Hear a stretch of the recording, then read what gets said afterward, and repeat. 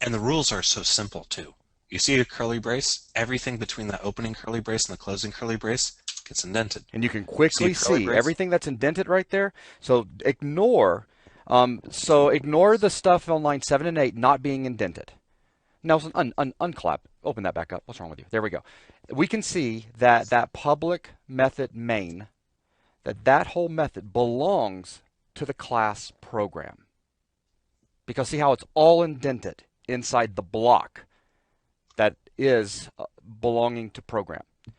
Now if we look at the method main, the code that belongs to it, that's inside that block, it's not indented, so it's kind of hard to see. I mean, here it's so little code we can tell, but if it was a lot of code, it would become very difficult to see that it belonged to main. Now let's go ahead and move that over. So he's going to tab it over.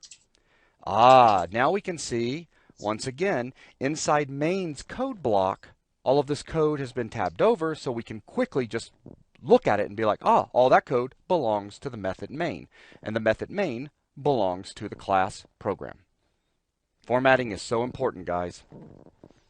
Yep. So that's formatting, and it really is important to keep that in mind. But there's another important thing about C#, and that is C# is a case-sensitive language, unlike Visual Basic or Cold Fusion. Visual Basic allows you to write things in a case, which is problematic. C#, however, is case-sensitive, which means the keywords are case-sensitive. So public static void, this is all case-sensitive. The identifiers are case-sensitive. Class program with a lowercase p is not the same class as class program with an uppercase p. The same is true for the word main.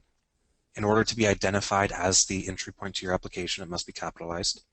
So is the write line, because although console has a write line method with W and L capitalized, console does not have a write line method without those capitalized.